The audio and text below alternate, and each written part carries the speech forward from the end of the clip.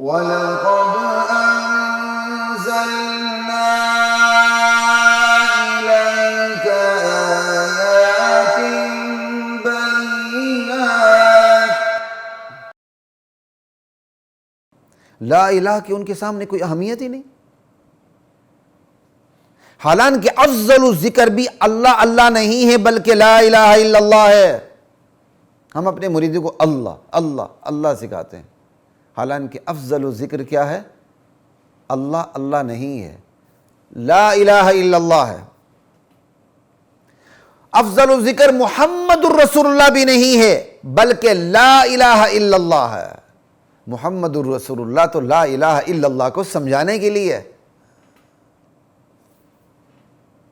اس گئے گزرے دور میں بھی عرب عقائد کے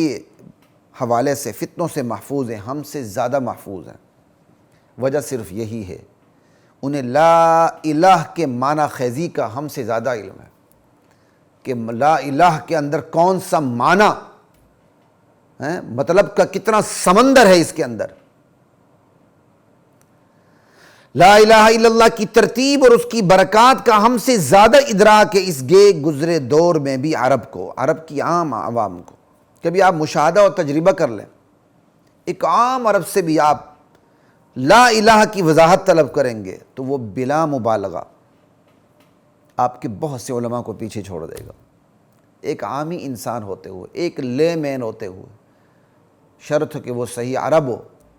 جب اسے لا الہ کی تفصیل پوچھیں گے آپ کے بڑے بڑے علماء کو وہ پیچھے چھوڑ دے گا۔ میں علماء کی توہین نہیں کر رہا لیکن حقیقت بتا رہا ہوں۔ دراصل راز کی بات یہ ہے، سر نہاں یہی ہے کہ لا الہ کے معنی، مفہوم، مطلب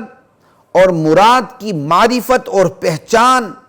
بندے کو احساس وفا سے سرشار کر دیتی ہے، بندے کو کانشیس بنا دیتی ہے،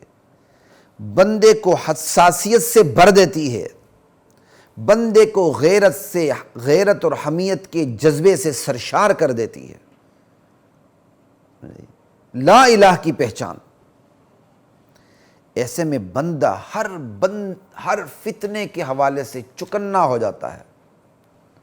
بلکہ فتنوں کے خلاف، فتنوں کے برپا ہونے سے پہلے ہی مورچہ زن ہو جاتا ہے،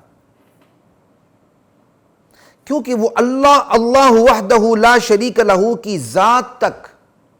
لا الہ کے راستے اور لا الہ کے اقرار کے بعد پہنچا ہوتا ہے۔ غور کیجئے کہ بندہ لا الہ الا اللہ جو فتنے کی بابت چکنا ہوتا ہے، فتنوں کے برپا ہونے سے پہلے فتنوں کے خلاف مورچے میں چلا جاتا ہے، مورچہ زن ہو جاتا ہے، وہ اس لیے کہ وہ اللہ وحدہ لا شریک لہ کی ذات تک لا الہ کے راستے پہنچتا ہے اور لا الہ کے اقرار کے بعد پہنچتا ہے۔ وہ اللہ کے اقرار سے پہلے لا الہ کے راستے پر غیر خدا کا انکار کر کے، وہ اللہ کے اقرار سے پہلے لا الہ کے راستے ہر غیر خدا کا انکار کر کے شعوری طور پر وہ اللہ سے وعدہ کر چکا ہوتا ہے کہ مولا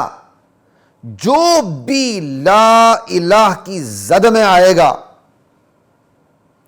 اسے کاٹے بغیر چین نہیں لوں گا، جو بھی لا الہ کی زد میں آئے گا اسے کاٹے بغیر چین نہیں لوں گا۔ اس لیے لا الہ الا اللہ کا دعوے دار وقت سے پہلے چکنا ہوتا ہے، دشمن کی پیدائش سے پہلے دشمن کے وار سے باخبر ہوتا ہے،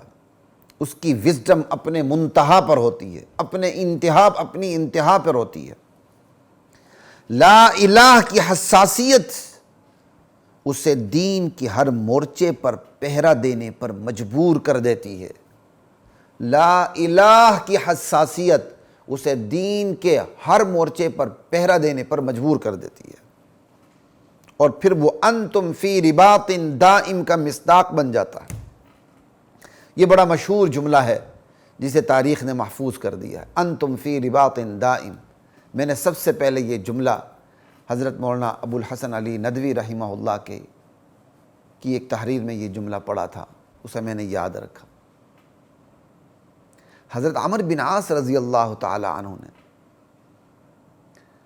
اہل اسلام سے یہ کہا تھا کہ لوگوں، نبی کے امتیوں، یہ حقیقت ہمیشہ کے لیے ازبر رکھنا، ذہن نشین رکھنا کہ تم لوگ مستقل محاذ جنگ پر ہو۔ ہمیشہ تم اپنے آپ کو دشمن کے خلاف مورچہ زن سمجھنا، اسی میں تمہاری کامیابی ہے۔ تم تا قیامت مستقل محاذ جنگ پر ہو۔ انتم فی رباط دائم۔ یہ حساسیت ہے نا کہ ایک بندہ مسلمان اپنے آپ کو مستقل محاذ جنگ پہ سمجھتا ہے، دشمن کے بارے میں چکنا رہتا ہے، متنبہ رہتا ہے، باخبر رہتا ہے۔ یہ حساسیت، یہ جذبہ، یہ کون سی چیز اس کے اندر یہ حساسیت پیدا کرتی ہے، یہ جذبہ پیدا کرتا ہے؟ یہ لا الہ یہ حساسیت پیدا کرتی ہے کہ لا الہ کے راستے وہ الا اللہ تک پہنچتا ہے۔ یہ ترتیب اس کے اندر یہ حساسیت پیدا کرتی ہے کہ وہ کہہ اٹھتا ہے انتم فی رباط دائم، کہ تم ہمیشہ مستقل طور پر محاذ جنگ پر ہو، دشمنوں سے تم نے ہمیشہ تا زندگی چکنا رہنا، فتنوں سے باخبر رہنا، چکنا رہنا۔ اب بتائیں ایسے میں کوئی فتنہ ایسے خوش قسمت شخص پر کیسے اثر انداز ہو سکتا ہے؟ خواہ وہ توحید سے متصادم شرک کا فتنہ ہو، خواہ سنت سے متصادم بدعات کا فتنہ ہو، خواہ حدیث سے متصادم انکار حدیث کا فتنہ ہو، خواہ ختم نبوت سے متصادم قادیانیت کا فتنہ ہو، رافضیت کا فتنہ ہو، اور نبوت سے بھی بڑھ کر جس درجے کو آج کل کہا جاتا ہے زندیقین اور مرتدین کی طرف سے، وہ امامت کا فتنہ ہو۔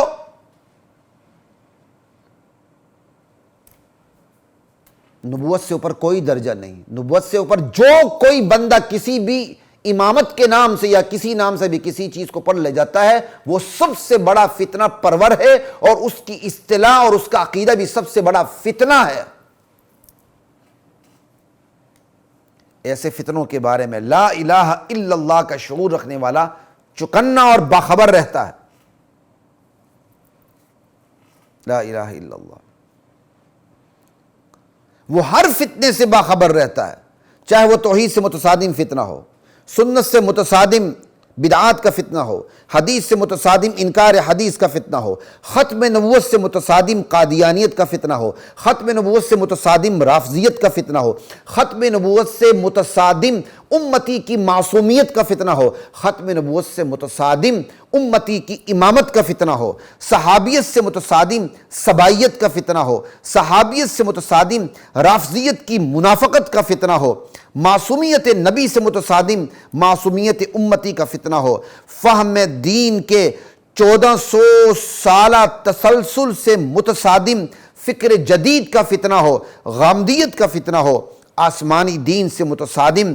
الحاد کا فتنہ ہو، خود ساختہ اخلاق کا فتنہ ہو، دہریت کا فتنہ ہو، عقل کے درست استعمال سے متصادم عقلیت کا ریشنلزم کا فتنہ ہو، آزادی کے درست مفہوم سے متصادم مادر پدر آزادی کا فتنہ ہو، خلافت آدم سے متصادم